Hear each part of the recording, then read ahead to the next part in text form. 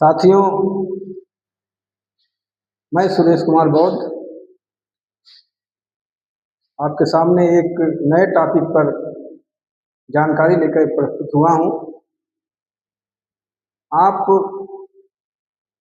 आज तक जितनी भी लड़ाइयाँ हुई हैं या जितने भी देश स्वतंत्र हुए हैं, सारे देशों का अपना एक संविधान है, जिसमें कि हमारे देश में बाबा साहब का दिया हुआ, डॉक्टर B.R. अम्बेडकर का दिया हुआ अतुलनीय संविधान, भारतीय संविधान। साथियों, जैसे भारतीय संविधान में पूरे संविधान का सार यानी कि निचोड़ जो हमारे देश के संविधान का प्रस्तावना है, उस प्रस्तावना में बहुत सारे बिंदु हैं। उसमें दिया गया कि हम भारत के लोग, उसमें ये नहीं दिया गया कि हम ब्राह्मण लोग, हम क्षत्रिय लोग, हम वैश्य लोग, हम शूद्र लोग, हम मुस्लिम लोग, हम हिंदू लोग, हम पारसी लोग, हम सिख लोग, हम बौद्ध लोग। साथियों, उसमें दिया गया कि हम भारत के लोग, यानी पूरे देश में चाहे जिस जात के हों, चाहे जिस वर्ण के हों, चाहे जिस व्यवस्था में पले हों, चाहे जिस व्यवस्था में जिंदा हों, सारे देशों, सारे लोगों को एक साथ पिरो करके बाबा साहब डॉक्टर B.R. अम्बेडकर ने बताया कि इस देश में जितने लोग जिंदा हैं, जीवित हैं, रह रहे हैं, अपना गुजारा कर रहे हैं, वो सारे लोग, इसीलिए उन्होंने कहा कि हम भारत के लोग। उसके तमाम सारी बातें आपको बाबा साहब ने लिखा है, लेकिन उसमें कुछ चीज़ें महत्वपूर्ण हैं जो मैं आपको बताने का काम करूंगा। साथियों, उसका निचोड़, प्रस्तावना का निचोड़ यानी भारतीय संविधान का निचोड़ जो उसमें दिया है, सामाजिक, आर्थिक, राजनैतिक न्याय। साथियों, सामाजिक न्याय का मतलब क्या है कि समाज में छुआछूत, ऊंच नीच, भेदभाव, ये सारी चीज़ें आज 19वां स्वतंत्रता दिवस मनाया गया। क्या आज 79 साल हो गया, क्या सामाजिक न्याय मिला इस देश की जनता को? नहीं मिला। ऊंच नीच आज भी बरकरार है, छुआछूत कहीं ना कहीं आज भी बरकरार है, भेदभाव कहीं ना कहीं आज भी बरकरार है।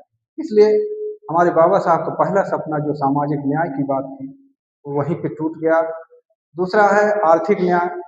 आर्थिक न्याय में आप देखेंगे कि जब इस देश में बाबा साहब से बहस हो रही थी कि इस देश की अर्थव्यवस्था किस तरीके से सुधारी जाएगी, तो बाबा साहब ने कहा, देखिए कि पूरे विश्व का जो अपना एक करेंसी होता है, उसी तरीके से हमारे देश का भी एक करेंसी है।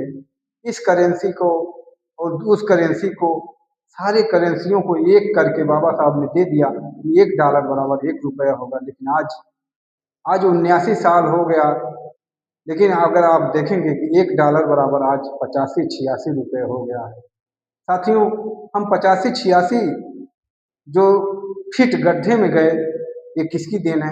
आज हमारे राजनेताओं की देन है, हमारे अगुआ की देन है, हमारे लीडरों की देन है, हमारे रहनुमाओं की देन है कि हम लोग आज 85-86 फीट गड्ढे में जा करके जिंदगी किसी तरीके से जीवन यापन कर रहे हैं।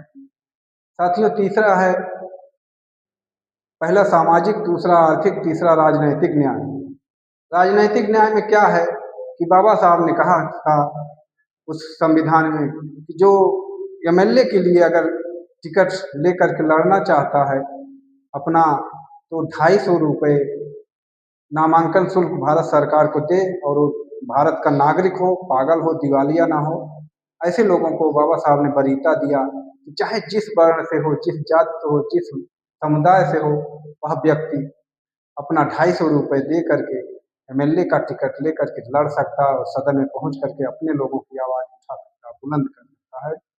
और जो MP का नामांकन शुल्क तय किया उन्होंने 500 रुपये, कि चाहे जो इस देश का नागरिक हो, चाहे जिस राज्य से हो, चाहे जहाँ से भी हो, अगर उसके पास 500 रुपये है और एक आदमी जो नामांकन प्रक्रिया में लगते हैं, वो प्रस्तावक, एक आदमी उसको प्रस्तावित कर दे कि हाँ, इनको चुनाव लड़ने का अधिकार मैं देता हूँ, तो वो लड़ सकता है।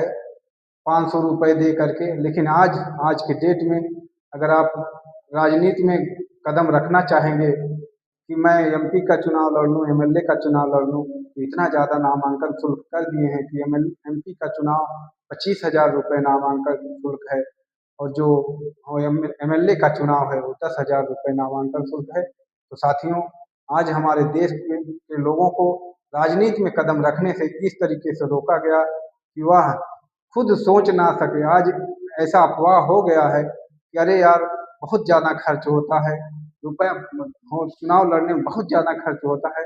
लेकिन बाबा साहब की सोच थी कि गरीब से गरीब लोग अगर उसके साथ में उसका थोड़ा सा समुदाय अगर साथ दे देता है तो भी सदन में पहुंच करके अपने लोगों का आवाज़ को बुलंद करेगा। ऐसी सोच बाबा साहब डॉक्टर B.R. अम्बेडकर, जो हमारे विश्व रत्न, आज लोगों को उनके विचारों पर ग्लान हो रही है कि बाबा साहब के विचारों का सब भारत नहीं बन पा रहा है। जो बुद्धिजीवी वर्ग है वो अपने आप को ग्लान महसूस कर रहा है कि बाबा साहब के सपने को साकार नहीं कर पा रहे हैं, और वो कहीं न कहीं घुट-घुट करके ज़िंदगी को किसी तरीके जीवन यापन कर रहे हैं। तो हमारे देश में जितने भी आज हमारे अगुआ बने हैं, लीडर बने हैं, रहनुमा बने हैं, ये लोग सारे लोगों को दबाने का प्रयास कर रहे हैं। मैं इसी के साथ मैं आपको धन्यवाद देना चाहता हूँ कि हमारी इस चैनल को आप लोग ज़्यादा से ज़्यादा सब्सक्राइब करिए, लाइक करिए, कमेंट करिए। मैं इसी तरीके से आप लोगों को एक से एक नई चीज़ देने का प्रयास करूँगा। धन्यवाद।